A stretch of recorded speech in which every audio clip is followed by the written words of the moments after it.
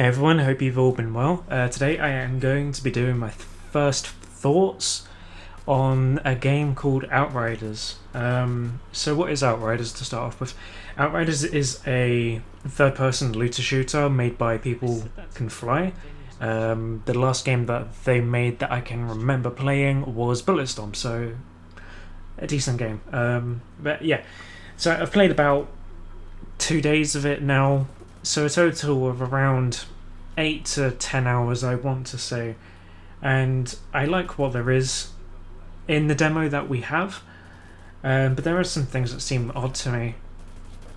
And yeah, first up, as I said, I know it's a demo. And the full game will probably have these things like in there or changed or something along those lines. But these are my first initial thoughts and things that annoyed me, things that I liked, character reviews that we had, choices, like the choices of the characters that we had, and just all around that sort of thing.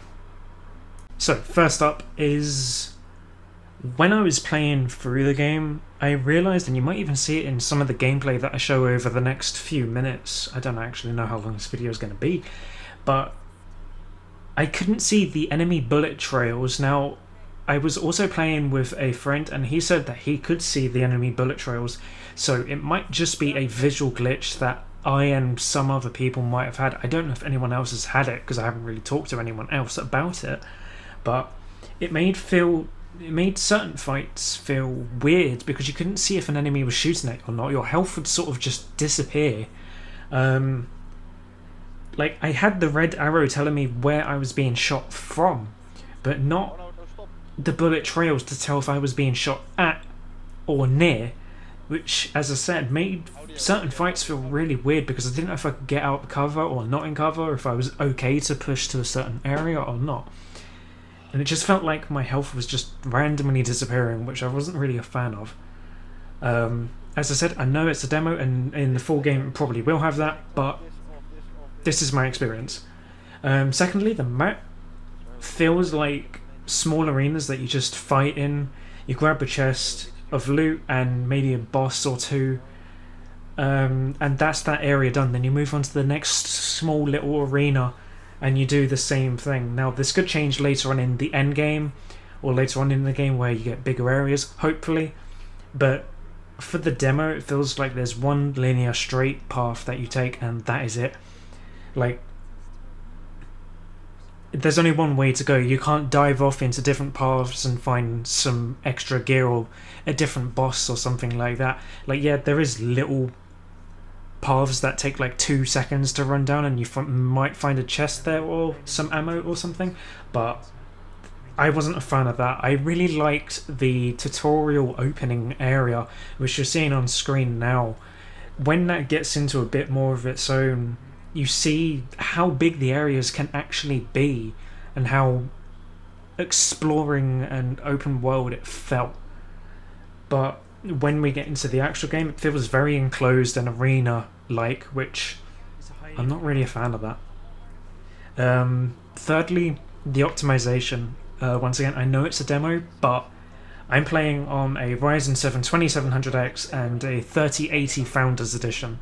Like, my PC is not slacking in any way whatsoever, and I needed to turn down the settings that originally was all on ultra to high/medium to get a decent frame rate.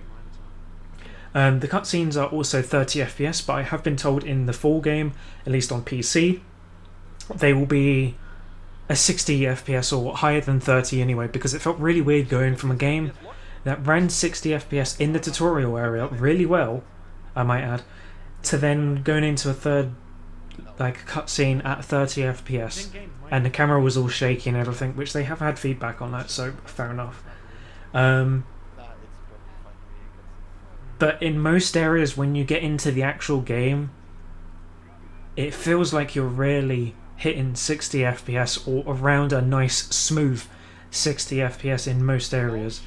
I couldn't really tell what frame rate I was hitting most of the time in the game, because the game has no FPS counter, at least in the demo, but I know there are third-party sources or programs that can do that for you. I was also told by a friend who has one of the best Intel processors that are out at the moment, and a 1390, which is a step higher than my graphics card, and he said he was just about hitting 60 most of the time, and we were both on like high to ultra settings sort of thing. But yeah, that's really it. That's all the bad stuff. But now let's get to some good stuff, which will always be fun. In Outriders, there are 4 classes that you can pick from, and as I'm explaining these classes, I will give you a couple of minutes of gameplay or so, just so that you can see how the class works and things like that, like to see if you enjoy the characters. But I started off by choosing the Pyromancer class, which is all about fire and setting people alight and explosions and all that good stuff. And it seems like a fun class to play. You start off by, as I said, setting enemies on fire, then some other skills make them either take damage per second, DPS, or they'll explode and deal a big area of effect damage, which is actually pretty cool. Pyromancer is an interesting class. It feels like healing is its main issue, because the only way that you heal as a Pyromancer is by killing enemies with these skills, but the skills themselves are doing damage over time and not really a big like hit of damage, so that you can kill someone quickly. Like, you have to set someone on fire first, then kill them with your gun in order for that effect or ability to take full effect, which it's okay, but I would rather an effect or an ability that does high damage and is able to kill something straight off, so you can get that quick healing. Now, we only had 4 skills available to us in the demo of each of the classes, and I'm basing my opinion around those 4 skills that we had. The other skills that we might get in the full game and armor sets and all that other jazz might be awesome, but we'll see. I would say Pyromancer, though, overall quite enjoyable, and it was probably my second favourite class out of all of them. But we'll get on to my next choice, which is the Technomancer. See, we have a Pyromancer and a Technomancer, very creative names. I felt like this was the support class because it had a lot of skills that evolved around putting a turret down or putting a mine down, as you're seeing in the gameplay here. That will just either slow down enemies or deal certain damages to them, or put what we call debuffs, where it's like a certain weakness or it slows them down or something like that. I felt like this class was lacking a good damage dealing sort of thing. Like, it had a lot of area of effect stuff and single target things, but it didn't have that ability, at least from what we had, that could kill enemies more. It was like just more of a supporting you in shooting them, which was okay. Like, as I said, with maybe some buffs to those abilities, or with the gear sets and other skills, maybe Technomancer would be really good. Maybe I'm totally wrong about this, but it was probably my least favourite out of the 4. My third choice was Devastator, and this is probably my most favourite choice out of all of them. It's a very close first, though. This is more of the tank class, so to say, so you take a lot of damage, and you can be overall very defensive about the way that you play. And in the gameplay that I'm showing here is the very early sort of look to him, or them, or the class. But later on, like in the later stages of the game, you won't be able to see it here, but you'll have a shield that you can put up in front of you that will absorb bullets, and if you have the right armor pieces, which I did luckily, eat enough bullets with that shield and you can one-shot almost everyone around you, or at least very close to one-shot them, which is very, very good. There's also like this little armor that you get that will make you take 60% less damage for 8 seconds or so, I think. And once again, with certain armor pieces, that 8 seconds for me got increased to 12, and for every kill I got while I was in that armor state increased the time by 1.5 seconds. So I was able to stay in that armor for a very long time. it also has a ability where you throw yourself up in the air, you target an enemy, and you throw yourself towards that enemy, which is very good for moving around these small arenas, because if there's a lot of enemies one side but there's one sniper sitting there pinging you off, teleport towards him, kill him, armor up, you're good to go. It's a very, very fun class to play. I didn't think I would like it when I first saw it. I was like, eh. But then as soon as I got that shield ability and the armor pieces that increased those abilities, it was a very, very good class. And my last choice that I played was the Trickster, which would probably be my second place, but only just. It was very close to being first as well, but I enjoyed Devastator a little bit more. But what Trickster is it's the glass cannon, so to say, so it will deal a lot of damage, but you don't really have a lot of health, sort of thing. So this character can teleport around the map, dealing damage in short ranges. It doesn't really have long range abilities. Like the first skill that you get for it, you use this little sword and you swipe in front of you, and it makes the enemies weakened, and you can deal damage to them. And if you kill the enemy while they're weakened, they'll explode, and that explosion will chain all to all the other enemies around them, which is very, very, very good if you get the right set for it. But I don't know, I didn't really feel that character as much as I did Devastator. Like, Devastator and Trickster are very close together characters, but with Trickster, you need to move around a lot more and hope that the skills that you use target the enemy that you want, because there isn't actually like a full, I want to target exactly this enemy. Like, it feels very weird in that whole aspect of targeting enemies. But yeah, it's a very fun thing to use. It also has an ability where you put a decently sized bubble around you that slows all bullets, projectiles, enemies, everything. It slows them all down to almost a stop, really, which allows you to set up your other skills that you would use to close range and kill everything around you. I've also been told that one of the fourth abilities that you get, I didn't actually get this ability because I played each character for about an hour or two max, and I didn't try out the last ability for the Trickster, but I've been told that it is very good. And what it does is it empowers your weapons with a certain element or something, and that damage is very, very, very good when paired with your other abilities. Yeah, I don't know. But yeah, like overall, the classes in this game are very cool. And it'll be really interesting to see what builds people come up with, and when we get into the end game of if the characters are actually useful or if there's one that's like not that good, which I have a feeling Trickster might not be that good, but as I said, we'll see. Alright, and the last thing that I want to talk about is the loot. One feature of the loot that I do really like is the fact that when you see it on the floor, you're able to go up to it and interact with it. So if you want to pick it up, you can pick it up. If you want to dismantle it on the floor, you can do so. You can also equip it from there if you want to, so it will tell you if it's better, and you can just equip it. More games need to have this because it allows you to not go into your inventory or menus as much and mess around with stats and stuff. Like later on in the game, when you're getting the higher rarity armor, of course you will want to go into your inventory and see what it does, because it might have a higher armor value, but it might not go with your skills that you are currently using. So, you know, that is also a factor to go into.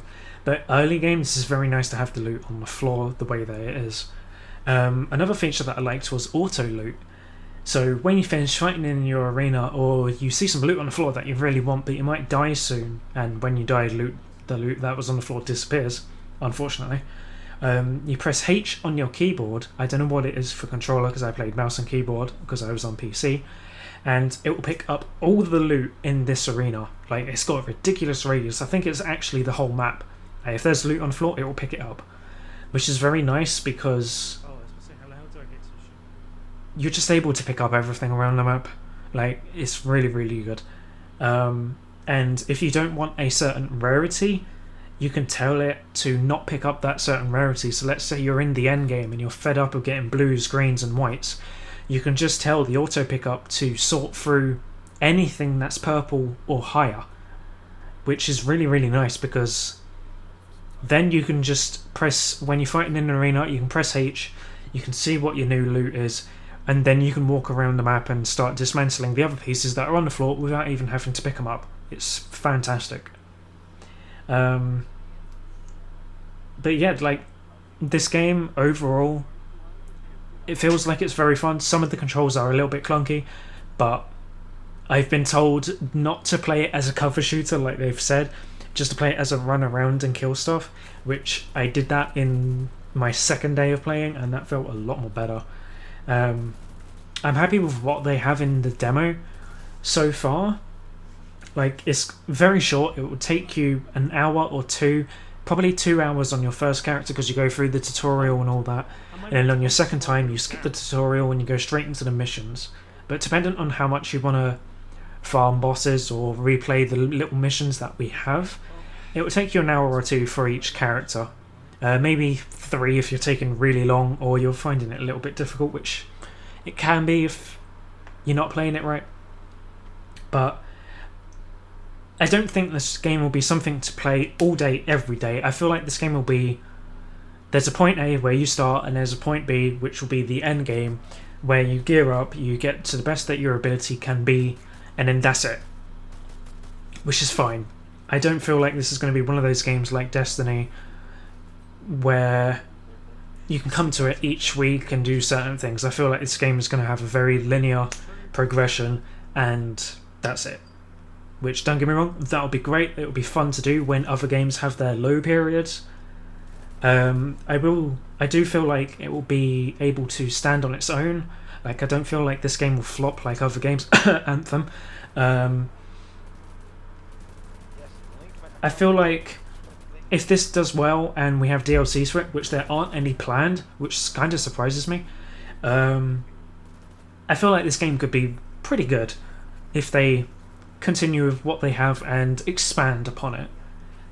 But yeah, this has been my thoughts on Outriders. I don't actually know how long this video is going to be. Probably between 15 to 20 minutes, I want to say. If you are interested in playing Outriders, by the way, the demo is 100% free. You don't need to pre-order or anything like that. It's on Xbox, PlayStation and PC. And yeah, the demo is not like a beta or anything. The demo literally lasts from 3 days ago when the game, or demo, got released, to all the way up until April 1st when the game comes out. I think the demo might even last longer than that.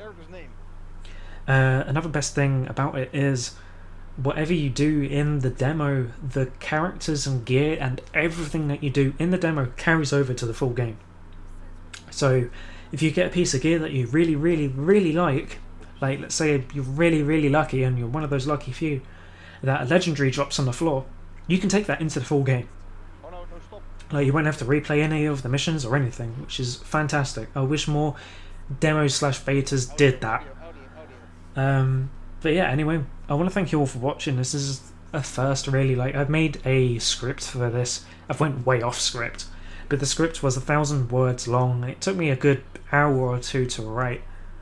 But yeah, this is something different, and if this is successful, this video, I will start doing my thoughts on other games and updates and things like that, and just to see where I can go with YouTube, because I feel like I need to do YouTube more often. I've been neglecting it for too long.